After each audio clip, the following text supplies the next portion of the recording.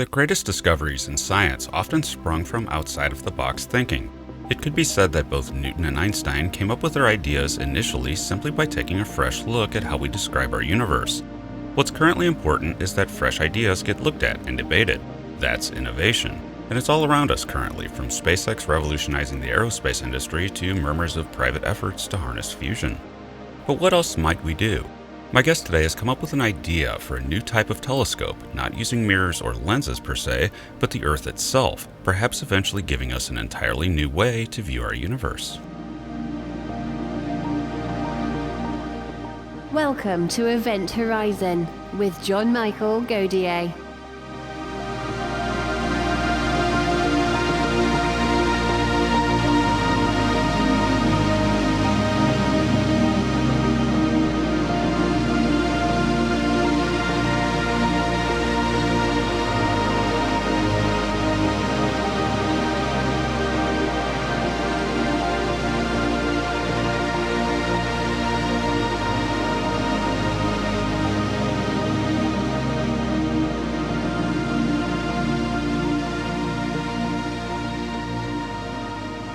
Dr. Kipping is the Assistant Professor of Astronomy at Columbia University, where he researches extrasolar planets and moons.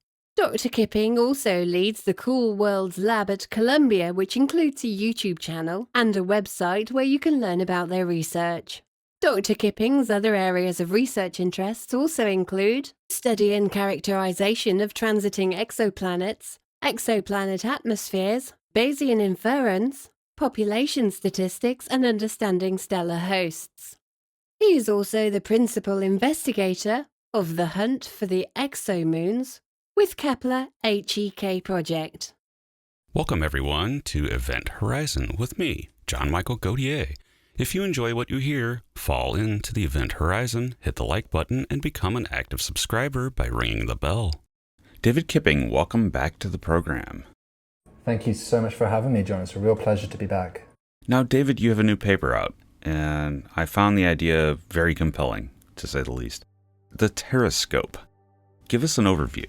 The idea is very simply to build one of the largest telescopes we can imagine, which is to use the Earth as the telescope. Now, normally when we build telescopes, we use mirrors, or even before that, we use glass lenses, which bend light to a focus. Here, we are going to use the Earth's atmosphere to bend light to a focus point. And that, of course, offers the opportunity of huge gains by having essentially an Earth-sized telescope. How do we do that? What mechanism is it? Obviously, there's always been the idea of gravitational lensing for a telescope, where you might use a star or something like that, but this is different. Explain the differences between the Terrascope and a standard gravitational lensing, which I guess isn't standard because we haven't done it. What is the difference? What's going on here that's very different from previous ideas? The difference is what's doing the bending. So with gravitational lens, especially like the focal mission, which had been proposed to the European Space Agency in 1993 by Claudia Marconi, the idea there was to put a detector at beyond the orbit of 550 astronomical units. So just for the viewers, that's 1 astronomical unit represents the distance that the Earth orbits the Sun. So this is really far out on the very, very outer edges of the solar system, about the sort of distance that Planet 9 might be. This is so way beyond even the orbit of Pluto. And if you put a detector there, then light from a distant source, you can imagine a light beam sort of skimming the surface of the Sun, and it will bend by a very small angle, but because it deflects by that small angle all the way around the rim of the Sun, then like a spherical lens, the light will bend to a point and come to a focus at this special distance. In fact, it comes to a focus at every distance beyond that as well, because you can imagine a ray which doesn't quite skim the surface of the star, has a little bit of a higher altitude, if you like, away from the Sun. And then that light will bend a little bit less because it's not so deep in the gravitational well of the Sun, and come to a focus therefore a little bit further out. So actually what you get is a focal line starting at 550 AU and then working out to infinity essentially. And here with the Terrascope we have a very similar setup, except that it is not gravity that is doing the bending, it is the Earth's atmosphere through refraction. whenever light moves from one medium to another, it will bend. And that's essentially just because the effective speed of light is changing as it goes through different mediums. You see the same thing if you look in a swimming pool and you look into the water. Objects will appear shifted away from their true position, and that's refraction. Another more familiar example might be looking at a sunset. If you see a sunset, the sun is actually about half a degree lower than it really appears. And that's actually why, even though the sun can be below the horizon, we can still see it, because light kind of curves its way around the Earth and makes its way to your eye. Now, that same effect is going to be used here to create a telescope. If I get half a degree bend on the horizon from a sunset, then as that light ray then not only goes from space to my eye, but then remove my eye, it will just keep going and eventually leave back out into space. It will get another half a degree bend, giving us 1 degree bend in total. And that ray will therefore come to a focus at about sort of 2/3 the distance between the Earth and the Moon. Now that's the inner focus point. And again, just like the gravitational lens, you can have higher altitude rays which deflect a little bit less because the atmosphere is less dense as you go up in the column. And therefore the focus sort of moves out. So you get a focal line in exactly the same way. And there are some advantages actually to putting a telescope further away than the inner focus that we could sort of touch on later if you like. Your thesis dealt with a similar phenomenon, the green flash, which I've personally seen actually on a cruise ship. Lucky you. Tell us about that. Yeah, the green flash, I mean, this goes back to my thesis. This is my master's thesis, not my PhD thesis, but my master's thesis, this is 13 years ago. And I talked about this in my Cool Worlds video about this a little bit more, but I was asked by an advisor to sort of think about this problem, and I'm sure he gave this project out every year, and every year students probably just gave exactly the same answer back, probably even copy and pasted some of their answers. And the idea is to just explain that, okay, there's two effects happening. There's bending through the Earth's atmosphere, refraction, and there's scattering. So a green flash, it's this little flash of light that you see during the sunset. Now, as I said, the sun actually, when it's setting on the horizon, it's actually truly half a degree further down than your eyes are telling you. It's actually below the horizon. But green light and even blue light bend more than red light do. So actually, even though all the red light is bending and trying to make its way to you, eventually the bend angle just isn't enough and the sun has set too far down below the horizon. But the green and the blue light can still bend enough to make its way to your eye. And thus the sun would have this sort of green or blue hue to it. Now the problem is you can't really see the blue light because the Earth's atmosphere is very good at scattering blue light. That's why the Earth's sky looks blue. So the only thing you really see is the green. And that was the problem I was working on. It's a classic problem. It's been well understood, I think, probably since sort of Cassini's time in the 18th century.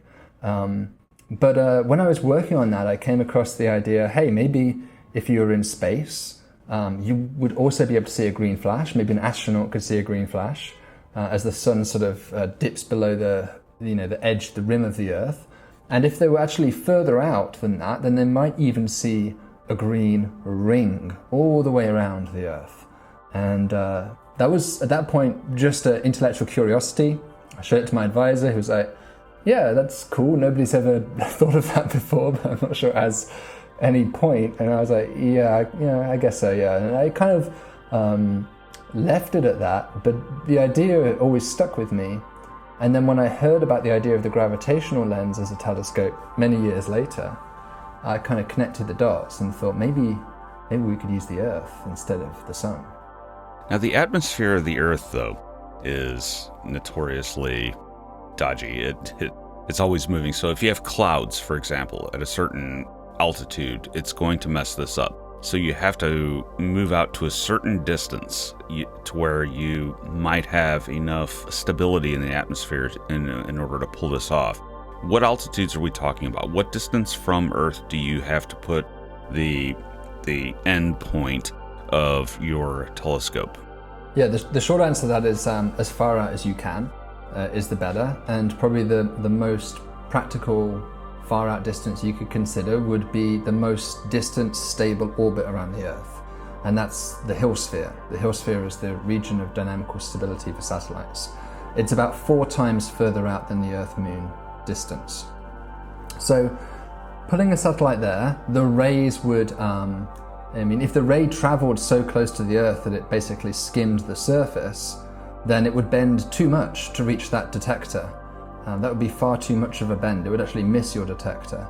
So you want to go higher up in altitude, and it turns out if you do the math, which I show in the paper, it's about 13.7 kilometers.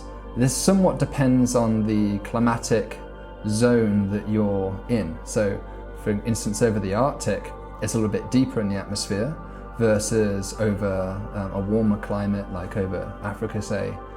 It's a little bit higher altitude, but it's more or less around about 14 kilometers. And that's enough that you are above the vast majority of clouds, which tend to be sort of in the troposphere. There are still a very small amount of high altitude cirrus cloud that will remove about 8% of your signal, so small enough that it's not really a showstopper in any way at all. And of course there'll be a small amount of losses just by virtue of passing through a gas. You're passing through quite a lot of gas, and there's going to be some losses there as well through absorption of light into the atmosphere. But both of those effects end up being moderately small. You sort of lose about 20% of your light overall as a result of this. And thus you end up with just to give you some numbers, like if you put a 1 meter detector, for example, a 1 meter telescope, it's kind of typical size space telescope, out at this distance, you could expect to get an amplification, which is to say the light from a star would appear this many times brighter, of 50,000. So 50,000, sort of the ballpark number, which is equivalent to turning your 1 meter telescope into something like a 150, even a 200 meter class telescope. So therefore, it could be a very cost-effective way of building effectively a very large telescope. Yeah, that's one thing that strikes me here is this sounds cheap. If you put a bunch of 1 meter space telescopes, which not really a big deal to mass manufacture something like that, you could put them at different altitudes and angles. Yeah. And basically turn Earth into a gigantic telescope amplifier and look at certain things that you would not see even if you built a, very, very large telescope here on Earth. Now, you study exomoons, exoplanets, things like that. Mm-hmm. What benefit here is there? What would we be able to do with that amplified aperture of a telescope? Could we see an exoplanet atmosphere? Yeah, so there's always 2 things you might consider doing with any telescope, whatever the science is, but we'll focus it on exoplanets just as a pointed example, and that's obviously my familiar area. The 2 things you might do are, 1, try and resolve very small things on, say, the surface of the exoplanet. Maybe you could resolve continents, or you might even be able to resolve cities if you had extremely high precision. The other thing you can do is to make that, it's almost like a magnifying glass in a way, in terms of how much brighter an object can appear, like burning an ant, right? With a magnifying glass on a hot day, you're just focusing light, you're getting much more flux, many more photons than you normally would, and that allows you therefore to make very precise measurements of how a brightness of an object changes, or for instance to detect things which are extremely faint, planets which are much further out than conventional telescopes can see, or even going further afield, galaxies on the other side of the universe which are too faint to be detected with conventional telescopes. So those are the sorts of things you might be able to do. In my paper, I kind of threw the idea of resolving small things, magnification to use the correct term, under the bus, to be honest. I just sort of left that aside. And the reason is because it kind of comes back to the point you raised earlier. The Earth's atmosphere is messy. It's not a clean gas cylinder or sphere even. It has all these movements in it, has shears, it has turbulence and layers, and that's going to distort your image. And so I just sort of left that aside. I said, I'm not going to worry about trying to reconstruct an image. It may be possible with some fancy algorithms and some corrective adaptive optics techniques, for instance. But the simplest thing to focus on is just how much brighter does this light appear. And yes, the light might be a blob at the end of the day, but it's way, way brighter than it would have normally been. Now, with that level of precision, to come back to your question, and I'm sort of, seems like I'm skirting around it, so to come back to your question, what could you do for an exoplanet with this huge amplification? Well, a 1 meter telescope, that's kind of like Kepler. Kepler was a 1 meter telescope, and it obviously did not use atmospheric lensing, and it was able to achieve about tens of parts per million photometry. So that's 10 to the power of -5. And that means that it was able to detect planets about as small as the Earth, not much smaller, with that kind of sensitivity. Now here I'm going to increase the power of that telescope essentially by the factor of 50,000. And so it should be able to find planets which are around 200 times smaller than the Earth using that kind of scaling. So you would be looking at objects which might not even be round, quite frankly, at that sort of size scale. They might be sort of asteroids or potato-shaped things in that distant solar system. Of course, that raises the prospect of detecting small moons, comets, things like this. You could even actually detect topography on the surface of these exoplanets. For small stars, it should be possible to see how non-spherical the planet is as it rotates around. The silhouette of that planet slightly changes, and we could actually infer that when we talk about the kind of precision that a 50,000 times better than Kepler telescope might be able to achieve. So there's a lot of interesting things you could do. Biosignatures, of course, is another sort of obvious point that a lot of people would probably like to focus on. The idea of detecting the signatures of life in another planet. And just the idea of seeing planets at this level of detail would reveal all sorts of interesting, you'd be able to measure properties of the planet like its ablateness, for instance, extremely precisely. So it would really open the door to learning a great deal more about planets. So the vegetative red edge, which is something that's talked about a lot with biosignatures, this idea where plants become reflective in infrared light. What advantages does this idea offer us as far as detecting that? Well, that's a good question. I'm not actually sure what the wavelength of the red edge is. Do you know whereabouts that occurs off the top of your head? I can sort of have a quick look, see if I can find it here. No, I'm not sure. Have to admit that. Okay. It looks like it's happening. Okay, so I've just sort of looked it up quickly. It looks like that happens in the visible wavelength. I guess, well, actually, not too far after the green bump due to chlorophyll. Okay. That would be tricky with the Terrascope. The Terrascope prefers, if possible, to use infrared light, and that's just because optical light is somewhat scattered in the Earth's atmosphere through a process called Rayleigh scattering. Blue light is almost completely lost as a result of that. Red light, it still gets through, but you lose some degree of flux through it. So you would definitely get a very large amplification of that effect. It would probably be a better biosignature to look for than ozone, say. Ozone is basically completely off with the Terrascope, and that's because the Earth's atmosphere has way too much ozone in it already. So you can't really use the Terrascope to look for ozone on another planet because our own atmosphere is just full of the stuff, and thus that wavelength is completely washed out. Yeah, exactly. It's completely blocked, essentially. It's basically UV light. UV light is completely absorbed by ozone in the upper atmosphere. So you wouldn't really be able to use it for ozone detection. Things like methane as a biosignature, or maybe even O2 you might have a chance for, because that doesn't tend to have such a pronounced signature in the Earth's atmosphere, especially the upper atmosphere. And the red edge would be another good one. So, but when we think about biosignatures, it's becoming ever broader. We're trying to be non-anthropocentric and trying to think about biosignatures that we don't necessarily have on our own Earth, things that alien biology might produce, aside from the things, of course, that we see in our own Earth. And that's the library of biosignatures is sort of ever growing. And we have to take a break. Everybody check out David's channel, Cool Worlds, on YouTube, which is just amazing. We'll be back in a moment.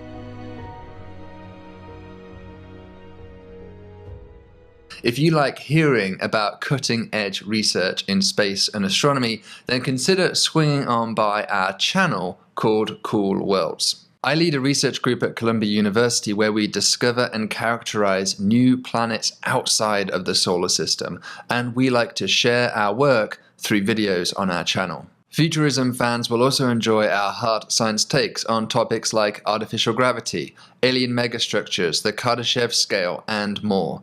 Real science videos by real scientists. So thank you again for tuning in today, and I hope to see some of you over there at our channel, Cool Worlds. And we're back with Dr. David Kipping of Columbia University.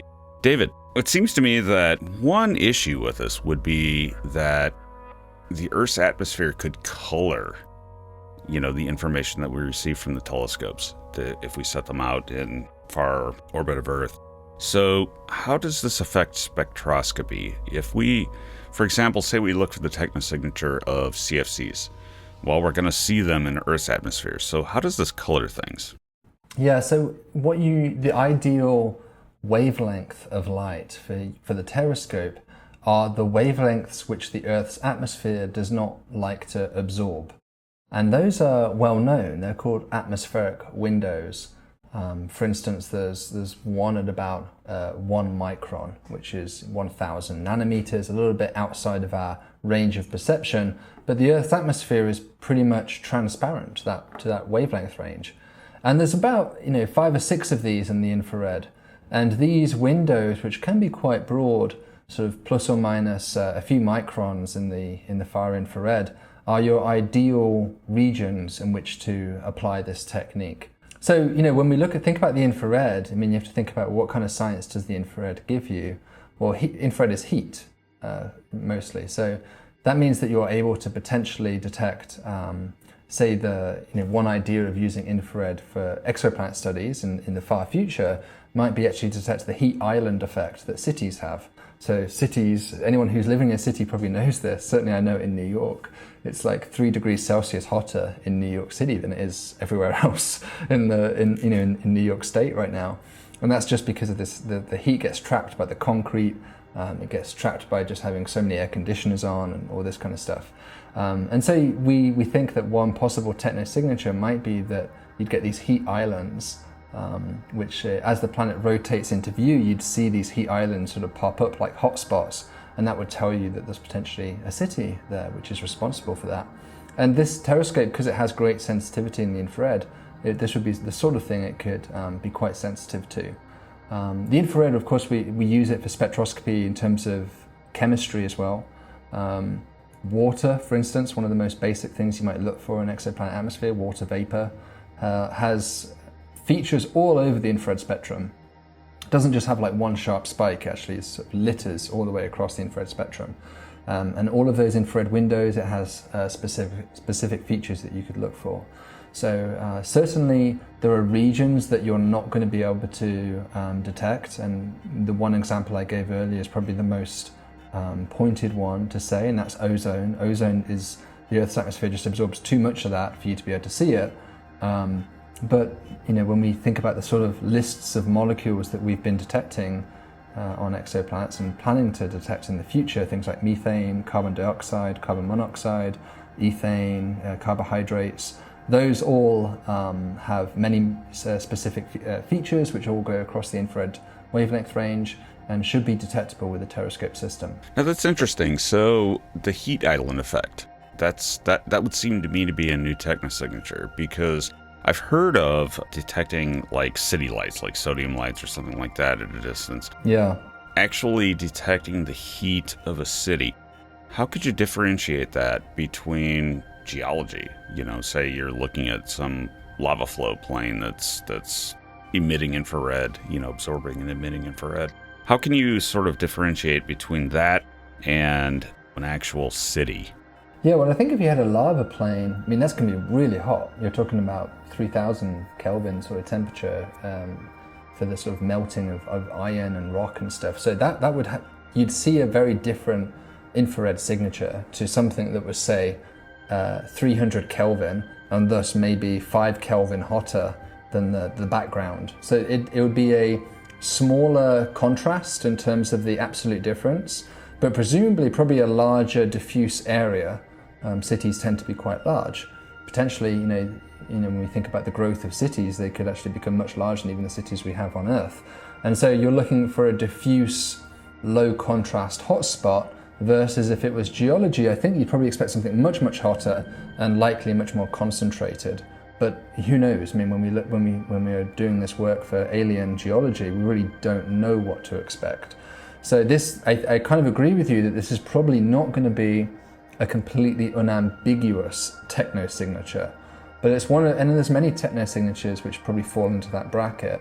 Yet it has clearly, if you had this in conjunction with some other information, such as you also had for some weak evidence that the lights were on the night side, you would probably then have a fairly compelling argument by building all this evidence together that there was somebody living on that world. If you have people on the night side, you're looking for city lights, basically, nighttime lights. Mm-hmm. Is there any hope that this method could detect that, or is it just too far outside of infrared? Or for that matter, I mean, say you have a city that's rotating out of the lit side of the planet and radiating in infrared, residual heat. Could you see that? Yeah, I think so. I mean, probably the best strategy for doing that would be to collect what we call a phase curve. So a phase curve happens when you look at an exoplanet, not just when it passes in front of the star, which is a transit, but you monitor it all the way around on its orbit. Now, if you think about the Earth, it takes 365 days to go around the Sun.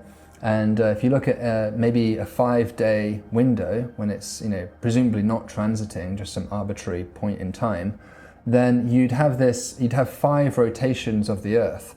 And that would mean that every rotation you're getting the different continents come into view. You might have an ocean side, as kind of we do on the Earth, like the Pacific is more or less, that hemisphere is more or less just completely ocean, and thus you wouldn't really expect to have any emission really on that side. And then when the continents come into view, suddenly maybe you get more brightness as people turn on their lights, for instance. So I think if you looked at a phase curve, I don't want to say that I've run the numbers in this because I haven't, but I would expect that would be the best method to attempt to detect these types of signatures. And obviously if you had parts per billion photometry that the Terrascope could offer you, then it would be very exciting to try and look for those types of signatures. To build the Terrascope, and it would seem to me that this could be done with multiple spacecraft. So you're out, I think you said 4 times the distance of the moon, and you're putting these things in orbit. You could build multiple Terrascopes, say 100 of them, and look at all different types of objects from many different angles, because you're not just limited to one telescope, mm-hmm. as you would be with a standard instrument. Yeah, so I mean, you're kind of solving there with that suggestion one of the big limitations of the Terrascope. I'd say probably the largest limitation here is that you only get to observe what happens to be behind the Earth at that instant in time. I mean, imagine drawing a straight line from your detector all the way to the Earth and then out to infinity. And something has to be within that line, basically not quite, doesn't have to be exactly on top of that line, it has to be within about an Earth diameter offset in either direction, and you'd get this very pronounced lensing effect. But if it's any further than that, then you don't see it, and thus things which are out of the plane of your orbit are basically invisible. So that's a big limitation. You don't get to look at anything you want. It's the same limitation that affected, of course, the gravitational lens idea. There it's even more pronounced though, because there not only are you limited to looking at whatever's in your plane, you're pretty much limited to looking at one object that happens to be behind the sun. And that's because the telescope is orbiting the sun so slowly, it takes tens of thousands of years to orbit the sun when you're at this kind of distance, that you're more or less static, you're basically not moving. And so you have one object that's behind the sun and it basically lives there all the time, and you get to look at that one object. At least with the Terrascope, you're in orbit of the Earth, and thus the stars that you're looking at are constantly changing, and the Earth is in orbit of the sun, and that gives you some variations as well. But you're still limited to one plane. So one solution would therefore be to have a fleet of small telescopes. You might even consider using CubeSats, for instance, for this. CubeSats, nice and cheap. We're getting better and better at building those. They can cost as low as just $10,000 for some of the cheapest ones. This would probably cost a bit more than that because, of course, you're developing new technology and you're pushing it to a further orbit than most CubeSats go into. They mostly go into low Earth orbit. This would be a very high Earth orbit to go to the Hill sphere. But, still, it'd be a relatively cheap concept compared to, say, the James Webb Space Telescope, which comes at $10 billion. And you could have this, let's say a typical CubeSat might have an 85mm lens. That's basically like a DSLR, the sort of camera actually we use for our YouTube channel. It's basically the same kind of camera. You'd have a camera like that sat on this CubeSat, and it would have the collecting area effectively of about a 50-meter telescope by using the Earth as a lens. So if you had many of those, you could potentially have many 50-meter telescopes looking at all different objects. And perhaps once you've built that first one, the technology cost is going to obviously be greatly reduced for each next one, since you don't have to reinvent the wheel every time now. You have a template to go from. So potentially a fleet, might be the best way to go. So you could mass manufacture these CubeSats that can take advantage of this perspective. And with the heavy launch systems that are promised from Blue Origin and SpaceX, we could basically build one heck of a telescope, right? Yeah, that would be my dream future, but we'll see. I mean, I'm not exactly knocking on the door of Elon Musk and NASA just yet, although I, of course, would love to see this come to fruition and see this telescope fly one day, hopefully sooner rather than later. I mean, I'm just one person. I wrote this paper and there's really nothing else really on this concept. And I would love to see some of my colleagues, take a skeptical view to this. I'd love to see more detailed modeling of the turbulence, for instance, in the atmospheres. I'd love to see some kind of demonstration before we build a fleet. That might be a bit premature to build a giant fleet and then, oh, hold on a second, there was this hiccup that we hadn't thought of. So, there's a road ahead. I mean, it may be that a Terrascope fleet is on the cards for the future, or it may be that there's something here that is going to prevent us from getting all the way, or that it might take longer to develop this technology than we've currently anticipated. But certainly at this point in the journey, this is more or less the first step, one might say, I'm very excited about it, and I really hope that it can be useful, and if it does work, it would greatly increase our capabilities and our view of the universe, and that really excites me as an astronomer. It's very exciting, and it helps to hammer it home that this is just a seed idea, and a lot of work a lot of thought needs to be put into it, but it could give us really great benefits over our standard way of doing things. In other words, you may not need to send things like James Webb out and spend all this money when you might be able to do this on the cheap and use the Earth as a telescope. But it's, again, very early in the game, right? Yeah, I mean, you kind of remind me there of Avi Loeb, who I know you've interviewed on your channel before as well. And when I was at Harvard, he used to tell me something that really stuck with me. And that was sort of the stocks and bonds approach to research. And that's that, there's these things that we know will work. Those are your bonds. They'll give a slow rate of return, such as building a slightly larger telescope and, to lean on the analogy in this case a little bit more, and just keep developing and pushing further on existing proven techniques. And then there's your stocks, and they could be extremely high risk stocks. Maybe you invest in 5% of your equity in something that really could go bust or could really explode and become the next big thing. And I try and adopt that philosophy. I really like that philosophy, and Avi certainly, obviously, not only promotes that philosophy but lives it, if you look at his research. And I try to do the same thing a little bit in my approach as well. So, of course, I'm not going to say, let's abandon conventional telescopes, guys. This is it. This is the only thing we need to do.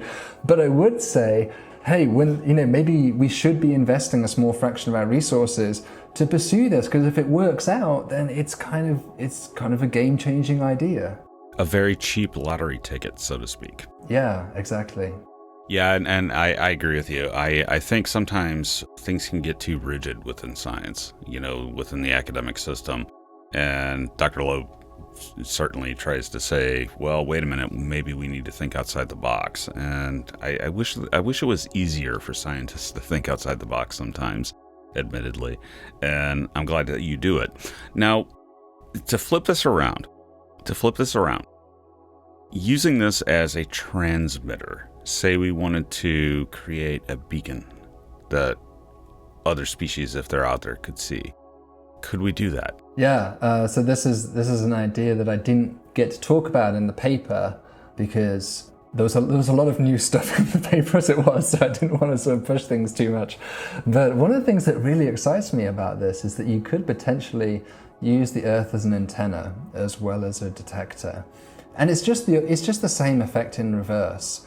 And this is not that novel. I mean, people had already suggested the same thing again for the gravitational lens. So if you put a transmitter at 550 AU, then it produces somewhat spherical waves that come off it, and they just basically isotropically go off in all directions. But then a very large cross-section of those waves intercepts the sun and are focused into a collimated beam, which then diffracts far less than this spherical wave going outwards. And so essentially you get a gain or an amplification, in your antenna, which is equivalent to the same amplification that you had as a receiver going the other way around. So just like the same light rays in reverse. And so you could potentially do the same thing for the Terrascope.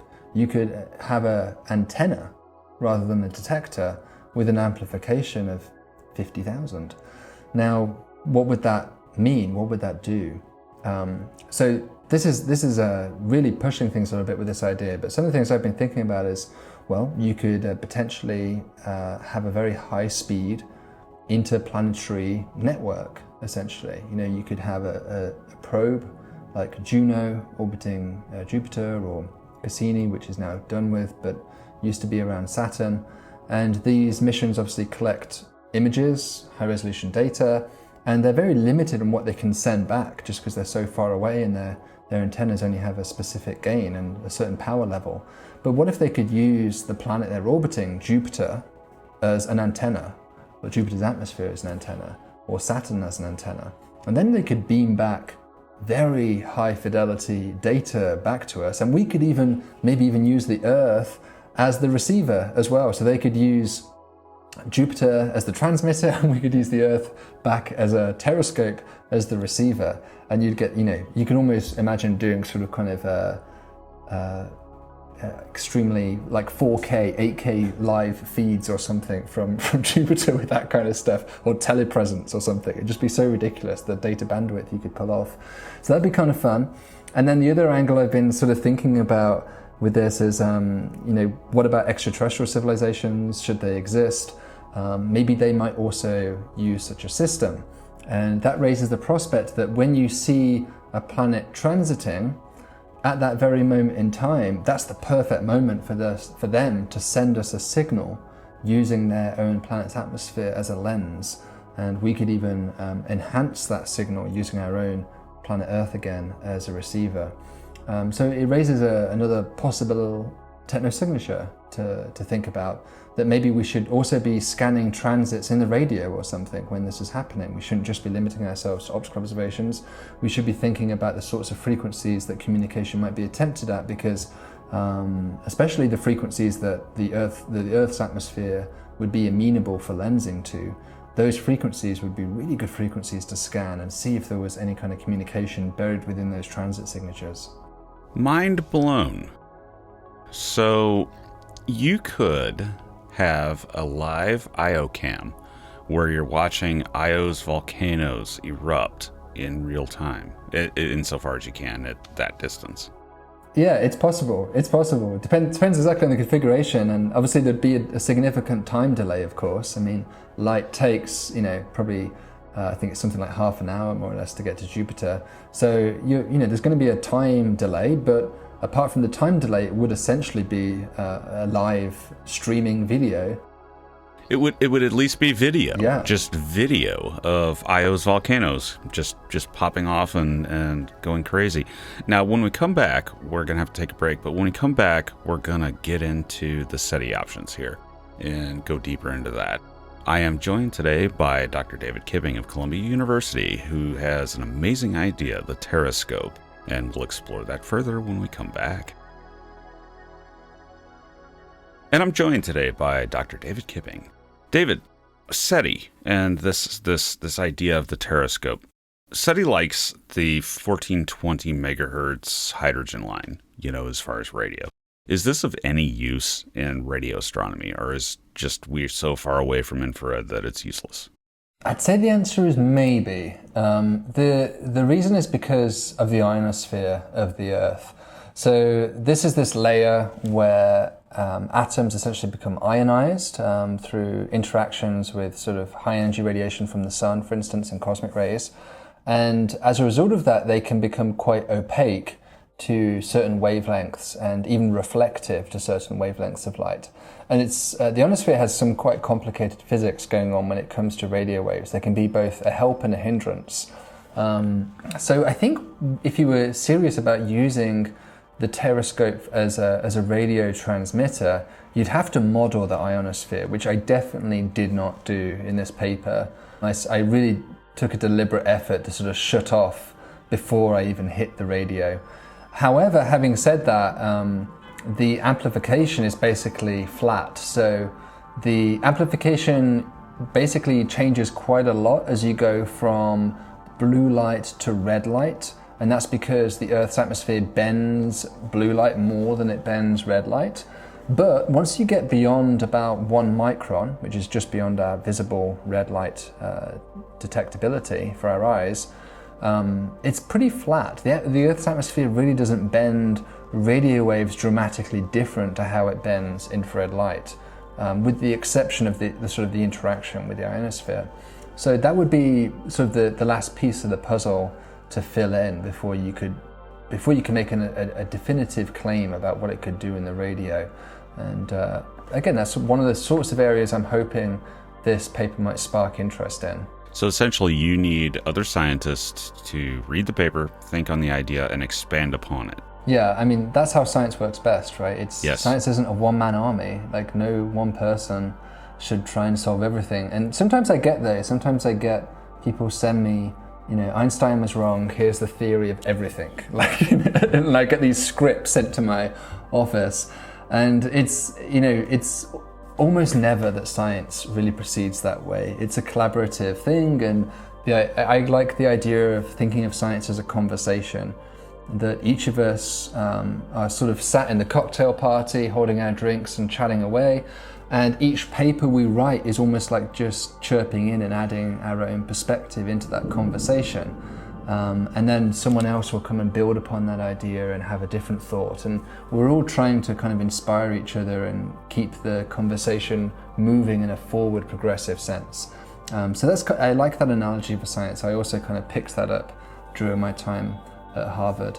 But I mean, when it comes to technosignatures and SETI, radio isn't the only game in town, of course. So even if the ionosphere really does become a problem, of course, you've got Mars has an atmosphere, and it doesn't have ionosphere like the Earth does, or at least not an ionosphere quite the same way as we have. It would interact quite differently. And Jupiter and Saturn, you have all these different atmospheres in our own solar system. So the game doesn't end with the Earth. We can imagine using this effect for different worlds. And we could imagine if other civilizations are using this technology, then we may be able to detect their transmitters. For instance, one of the requirements of the Terrascope is to block out the disk of the Earth. The disk of the Earth is basically a pain in the butt. It's just this bright thing which is in your image. There might be digital ways to remove that, but probably the simplest way to remove it would be just to fly a big disk which blocks out most of the Earth, and then you just have the atmosphere left over. You might even be able to use the moon. The moon would basically serve that purpose for you at certain choices of angle. Is basically a big black thing in the sky for all intents and purposes. So you need something to block out the light, and depending on how big you make your Terrascope, that thing could be quite large. If you went for a really large Terrascope, it could be quite a large disk, maybe even hundreds of kilometers across, and that's again something that you would be able to detect as that whole system, planet plus Terrascope shade, transit in front of an alien star. We would see that, and it would be located at a very specific region. You'd be able to calculate whether, given the atmosphere of that planet, whether the location of that second signature was consistent with the lensing focal point that you would expect for that atmosphere. So you could even potentially expect, one of the things we think about is whenever we think of a good technology, one of the first things we always ask is, well, maybe someone else has thought of this. And if someone else has thought of this, maybe it's detectable in our observations. Another aspect that this gives rise to as well is satellites, just more generally. There's a lot of satellites around the Earth live in one particular orbit called a geostationary orbit. So it's a very, very crowded ring around the Earth. And it's been suggested by one of my colleagues, Hector Savaros, that we might be able to detect these satellites themselves, these small satellites, just because there's so many of them, as they transit in front of a star. But the problem is that the signal is very small, just because these satellites are probably going to be very small. And yet here again, the Terrascope could offer an opportunity, because if you can detect parts per billion photometry, then you would have the sensitivity potentially to detect artificial satellites orbiting exoplanets, as well as natural satellites, which would presumably be much larger. So when we think about technosignatures, it's not just radio. There's a bunch of stuff that having high precision, powerful telescopes could enable us to look for. So to throw out the crazy on that theme, if a civilization decided, well, we're going to put a bunch of very large telescopes out in orbit of a planet, maybe they chose a gas giant or something that's within their star system, and they decided to build essentially a Dyson swarm around it of telescopes. Mm-hmm. And say these aren't small, say they're not CubeSats, say they're big, that could potentially be a technosignature, right?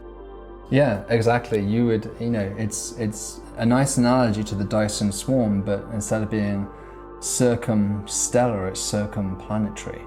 And if you saw something like that, then especially if they're all located at the same distance from the planet, that'd be very suspicious, right? Because natural satellites, they can't really share orbits. So they become unstable if they share orbits. So these things would be likely thin material and thus not have much mass, and therefore would be more easily stabilized in these orbits. And yet, because they're thin and big, then they would have a large signature, a large amount of light would be blocked from the parent star as they pass in front, thus giving us an opportunity to detect them. So this, people have thought about even doing a similar idea, a similar kind of technosignature might be sort of a geoengineering solution. Obviously, we're very concerned about climate change at the moment on our own planet, and one possible solution proposed, it's kind of a radical solution, would be to fly a giant sunshade, which would block out light from the sun and help cool the planet down by a small percent. And that's again the sort of effect that if another civilization built something like that, it's going to be hard for it to avoid our telescopes, especially when we talk about telescopes with a power of hundreds of meters in diameter. Those telescopes would be able to detect those types of artificial structures in space. So when we get to hundreds of meters sized telescopes, there's all sorts of wonderful technosignatures that we could start looking for that really are not detectable right now with current telescopes. How sad would it be if we saw the signature of a sunshade, and we also saw the signature of CFCs in an atmosphere of an exoplanet? We would be looking at a civilization in its death throes. Perhaps, but it might also, it might also give us some hope that, perhaps that sunshade actually, it's kind of unlikely you caught the sunshade and then sort of, it'd have to be stabilized continuously, and there have to be some kind of system to keep it in place. So that sort of suggests if you see a sunshade that there's somebody still at home controlling it, and maybe that would give us some hope that that's not the end, because there's this idea of these sort of transition points that civilizations have to go through, and one possible great filter that we are about to face might be climate change. And so if we could see civilizations that are just a little bit further ahead than us, have sort of found solutions that might be helping them to cool their planet down, maybe that might give us some hope that we're not about to approach the end. To flip it around, though, you could see a planet that looks like it should be a Venus, a hell world, and somebody's put a sunshade in orbit of it, and started adding, whatever atmospheric chemicals you need to terraform it. So you could just as easily see a civilization in its death throes, or you could see one that's terraforming another world. And that gives you the opposite viewpoint, where maybe things are possible that we had never imagined. Yeah. And I'm kind of hoping that that's what we find out there. If we ever see evidence of an alien civilization, which is a big if, but if we do, I'm hoping it's something like that. Yeah, or even it might be Mars. And, Mars is cold, it's not hot. So it'd actually be, there's the opposite problem. You're trying to add heat into the system. Mm-hmm. That's actually, in many ways, more straightforward to add heat than it is to take away heat. So you might imagine the mirrors being positioned in a different configuration to that end instead. So all of these ideas, and I think the Terrascope is included in this, are examples of geoengineering, or maybe even more generally, you might call it astroengineering. And that's kind of obviously what Freeman Dyson was very interested in when he proposed his swarms and his spheres. All of this work for me has been part of a philosophy that I think, there's only so far we can build physical structures, only so far we can build, but the universe offers these tricks, these loopholes that we might be able to exploit to sort of achieve huge feats, unimaginable feats by conventional standards, by using planets or by using gravity to help us along the way. And this, presumably this isn't just us that might realize this. The ultimate in technology is probably to not fight nature, but to work with nature. And that's why thinking about these ideas like the Terrascope can actually help us to have some clues as to where other civilizations might end up, because surely you can't do better than an Earth-sized or Sun-sized telescope. That's almost the unimaginable limit for us. That brings up a question. Now, the original seed idea was using the sun as a telescope. Do you think we have any hope? Because that's obviously our biggest lens that we have in this star system. Is there any hope of using the sun as a telescope? Sure. I mean, that idea has been thrown about since, I think the first paper on that was 1979 by von Eschlemann, who first proposed that. It comes with an enormous number of problems. We've already spoken about one of them, and that's just that you only really get to look at one object, that whatever happens to be behind the sun. And the orbital speed is so slow that it's kind of almost static in nature. So you'd have to have a very large number of them. Even if you do that, though, and you're willing to buck the cost, it takes current speeds with our rocketry, it takes over 100 years to fly to that distance. This is more than 4 times further out. It's about 4 times further out than the Voyager 2 probe. I mean, it's really out there, and it's taken Voyager 2 like 30 years to get to that distance. So you have to be very patient to fly to that distance. And politicians usually aren't patient when it comes to choosing their missions. No. and then finally, once you get out there, there's an awful lot of debugging to be done. How do you block out the sun's corona? So even if you block out the sun, which I think we could straightforwardly imagine ways of doing that. Anyone who's seen a solar eclipse knows that you still see something. Even during a solar eclipse, there's this, you can see the corona. It's beautiful, sort of filtering around the outside of the moon. And that light could completely overwhelm the light from the star that you're trying to observe. So the corona is also a very finicky thing to deal with. And obviously, the nice thing of the Terrascope is there is no corona. You don't have to worry about that effect. I mean, I guess there might be a small amount of aurora that you might have to worry about at certain wavelengths. The aurora could be a problem, but it's much, much smaller than the corona is of the sun, which completely can screw you over. So a gravitational lens, it's a really interesting idea. It has many challenges associated with it, but for me, it's always been the end point of telescope design. I don't see where you go beyond that. You could image structures a few kilometers across on an exoplanet which is 100 light years away with a telescope like that. It's just absolutely ludicrous, the ability that you would have with a telescope of that size. There's not really anywhere else, and apart from like building artificial black holes or something like this. I mean, you really can't go any bigger than the sun. So I think it's important that we keep thinking about it. And not only that we think about it, but we think about the ways in which other civilizations might also exploit it and use it. And even Starshot, which is planning to fly to Alpha Centauri, have seriously considered the idea of using this as a way of transmitting information back to Earth. Maybe they could fly past Proxima Centauri, wait, maybe if it wouldn't be that long at 0.2c, the sort of speed they're planning on flying at, and maybe even use the Alpha Centauri stars themselves as a means of sending the signal back as a transmitter back to Earth. So, when we keep an open mind to the gravitational lens and the atmospheric lens, it, as I mentioned before, it gives us these opportunities to think about signatures we might look for and technological hacks, if you like, for our future missions. That's fascinating. I hadn't thought of that. So you could, because we're dealing with very tiny little spacecraft with Project Starshot, you could use the star itself, i.e. Proxima Centauri or Alpha Centauri, wherever we're going, to actually transmit back to Earth. Yeah, and you could do it with just a few watts detector would be sufficient.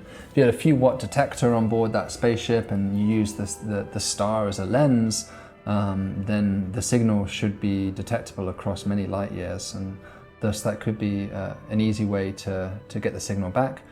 Or maybe even if we decided that this was the end for our civilization in a very grim perspective, we might just choose to create a beacon that might just live out on that outer edge of the solar system, sending out our own knowledge and whatever we learn about ourselves across the universe, using the sun as a beacon to transmit that information. So I kind of have a pessimistic view sometimes, as views of my channel know.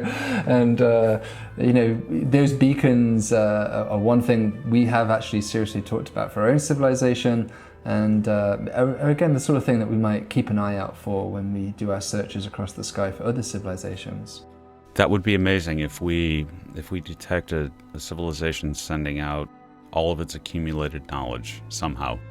A Wikipedia or Encyclopedia Galactica, as was said in the past. That would be amazing. That would be, imagine what the effect on human civilization would be if we detected an alien encyclopedia. Yeah, it would be transformative. And of course you can imagine just centuries of study just to try and translate and parse the information within such a thing. Yeah.